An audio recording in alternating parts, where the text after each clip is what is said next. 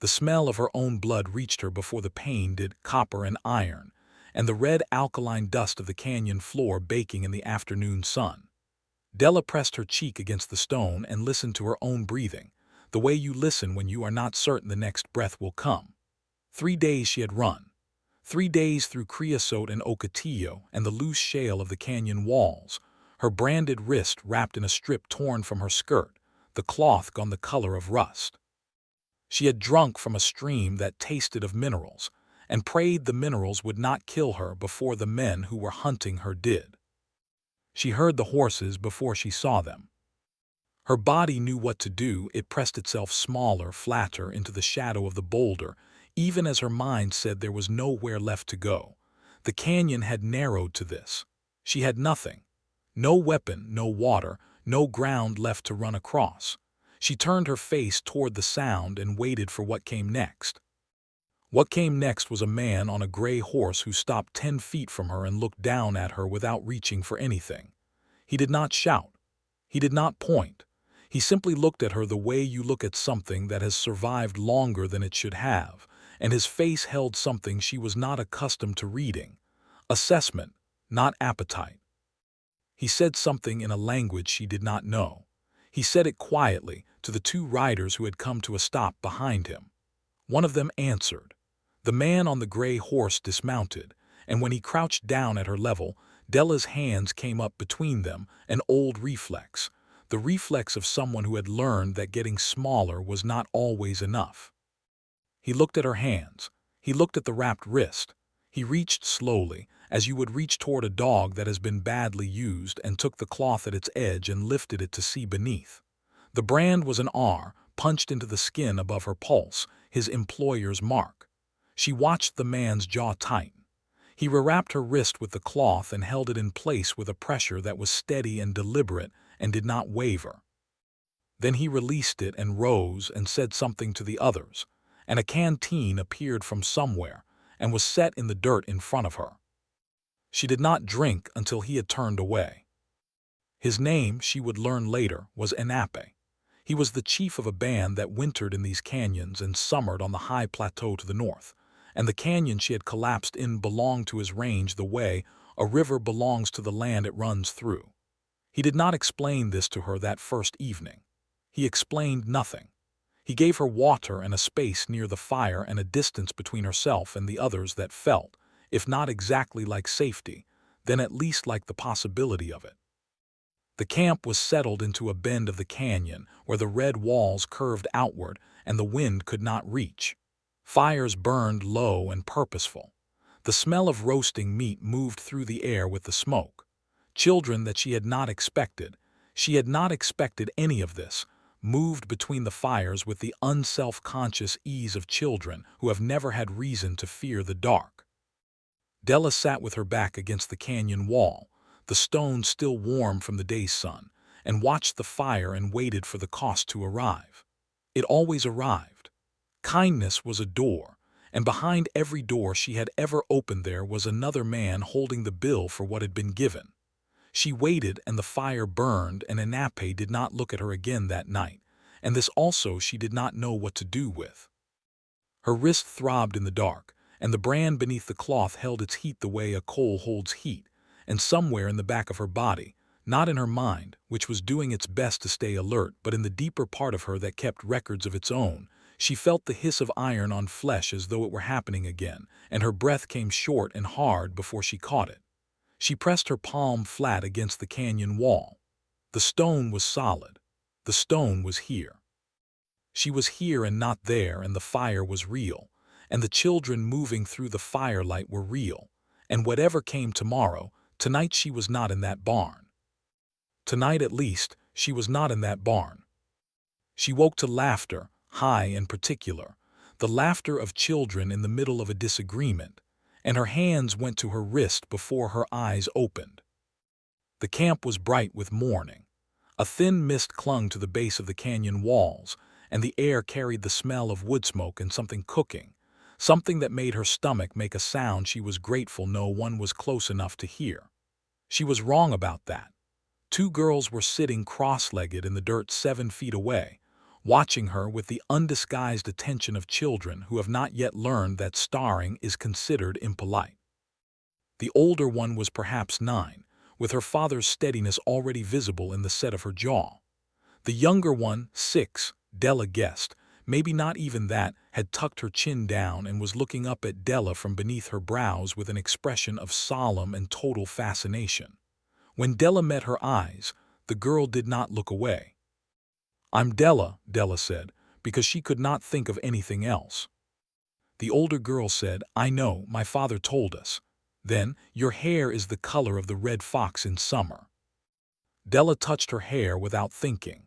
It had come entirely out of its pins in the 3 days of running, and now fell to her shoulders in a tangle she had not found the occasion to address. She said, "What are your names?" "I am Lucha," said the older one, "and she is Sika, and she doesn't talk much to strangers, but she will." She said this with the authority of a sister who has already mapped every territory of the person next to her. Sika did not contradict her. Before Della could respond, a sound from the far end of the camp drew all 3 of their heads around, a horse coming in at a walk that said something was wrong, ridden by a young man whose face said the same.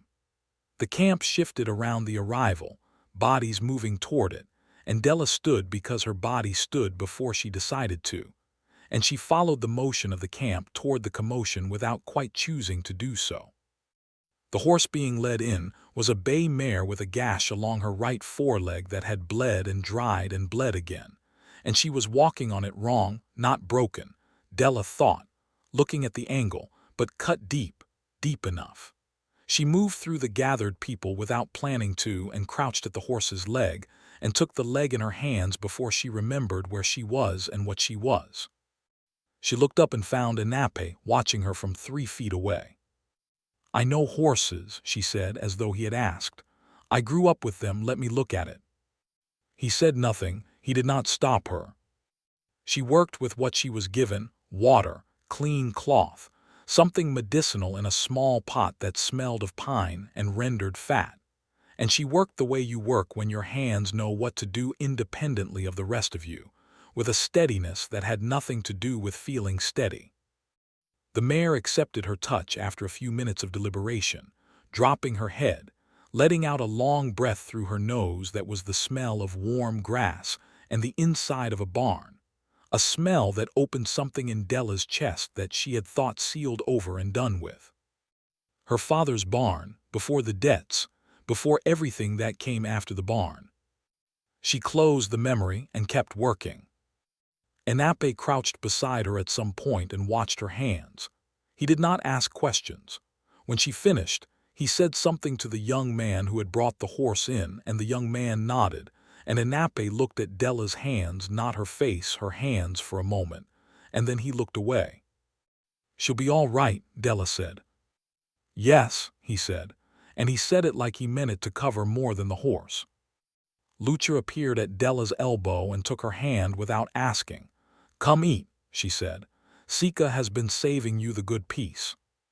He gave her a choice on the 3rd morning.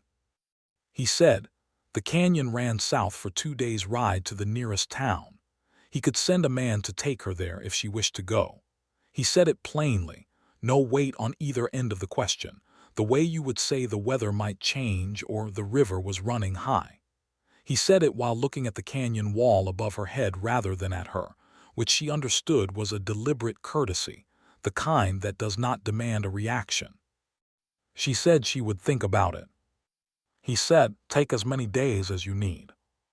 What she thought about, alone in the morning light with her back against the warm stone, was that no one had spoken to her in exactly that way before, as though the answer were genuinely hers to give, as though both answers were acceptable to him. She turned it over the way you turn over a stone expecting something underneath and find only more ground, solid and unremarkable in sound. That afternoon he asked if she wanted to work with the young horse. The young horse was a gray, 3 years old, with the particular combination of intelligence and stubbornness that made Della's hands itch. She had spotted him the first evening.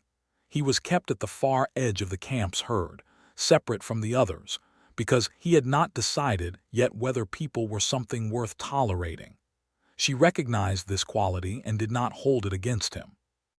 They worked side by side, she and Anape, with the horse between them, not pushing, just being present, letting the animal make its decisions. This was the kind of work that required quiet, and so there was quiet, and in the quiet she became aware of things. The warmth that moved off his body in the afternoon heat, the way he held himself with a stillness that was not tension but something more like deep patience, the particular way he spoke to the horse when he did speak, low and even, the voice of someone who has never needed to raise it to be heard. She became aware of his hands. They were careful hands. They knew what they were doing and they did it without show, and Della, who had learned to judge men by their hands long before she learned to judge them by their words, watched them and felt something she had not expected to feel. The beginning of trust, small and suspicious and tentative as a bird on a new branch, but there. Lucha materialized at the fence and watched with the intensity of someone taking notes. "He's never let anyone else work with that horse," she announced. Anape said without looking up, "Lucha." "I'm only saying what's true," Lucha said, unrepentant. The horse took a step toward Della and breathed against her shoulder, and the warm animal smell of him, hay and sweat and something cleaner underneath, rose up and filled her chest, and she kept her hands still and let him decide, and he decided to stay. She did not look at Anape. She did not need to. She felt the quality of his attention the way you feel the sun on your back, not looking for it, simply there, present, part of the air. Later, when the fire was burning low and the girls had been put to sleep and the camp had gone quiet around them, she sat near the fire with a bowl in her hands, the weight of it real and solid, the warmth of it seeping through her palms, and Anape sat across from her, and neither of them said very much. She thought about the question he had asked that morning. She thought about the South Road and the town at the end of it. She thought about the horse, stepping toward her, deciding. She looked at Anape's hands resting loose on his knees, and she thought about the word for what was happening in her chest, that slow settling, that change in the quality of the air, and she thought, not yet. She would not name it yet, but she let it stay. The foreman came at dawn. Della was already awake. She was always awake before the sun, an old habit from the years of being alert to footsteps, and she heard the horses before the camp stirred. 4 riders and then a voice she knew, flat and certain and accustomed to having the space around it agree. She heard her name in his mouth, and her body went cold and then hot and then very, very still. She had 2 choices. She could stay where she was, behind the canyon wall, and let the camp handle what was coming. She had watched enough of these people in 4 days to know they were capable of handling it. Or she could walk out and face the thing she had run from, because she was tired of running, because her legs were done with it, because something in her had quietly made a decision while she was not paying full attention. She walked out. The foreman was a wide man on a wide horse, and he held a piece of paper in one hand and his certainty in the other, and when he saw her, he smiled the smile of a man who has been right about something. "Della," he said, "you belong to me for another 8 months. That's a legal contract." "That contract has my name on it," she said. "I didn't sign it." "Your daddy signed it when he sold his debt." He held the paper out as though she should come and take it. "You come along now, and there won't be trouble." She felt Anape before she saw him, warmth at her left shoulder, close and steady, not in front of her but beside her, the way you stand beside someone when you want them to know they are not alone, and you trust them to handle their own ground. She had not heard him come up. She did not look at him. She kept her eyes on the foreman. Then something small and fierce hit her on the right side, and she looked down and found Sika with both arms around her waist and her face pressed into Della's ribs. A moment later, Lucha appeared and stood at Della's right hand and crossed her arms and looked at the foreman with her father's steadiness in every line of her face. "She's our mother," Lucha said.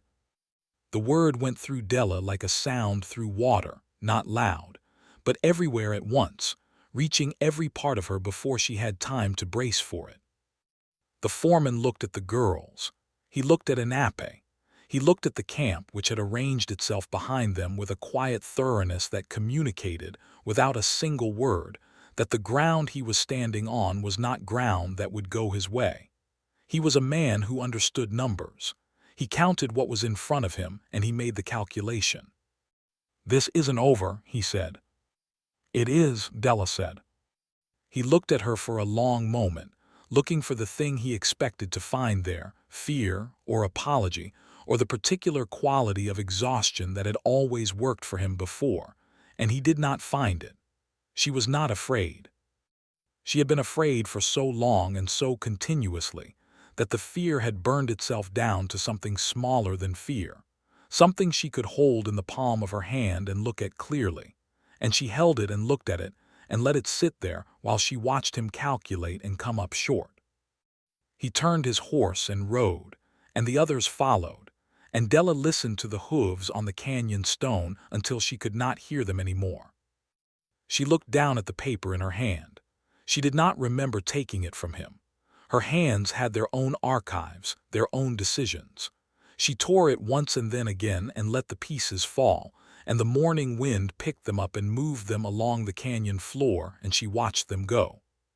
Sika had not let go. Anape said, low and for her only, "You could go south. The road is still there." "I know," she said. She crouched down and gathered Sika against her chest, and the girl was warm and solid and smelled of wood smoke and sleep, and the small arms came up around her neck and held on with the uncomplicated certainty of a child who has decided something and does not intend to revisit the decision. Lucha leaned against Della's shoulder and did not say anything, which was its own kind of statement. Della looked up at Anape. "I'm not going south," she said.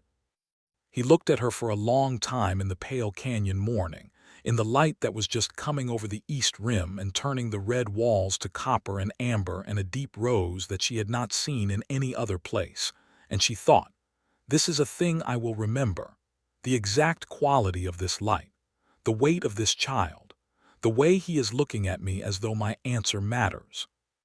He held out his hand. She took it, and it was warm against her palm, and the light kept coming over the canyon rim and filling the world with color, and somewhere in the camp behind them, one of the horses made the sound horses make at the beginning of a new day, low and rumbling and entirely satisfied. And Della felt something she had not felt in longer than she could account for. The simple, animal knowledge of a body that is exactly where it has decided to be.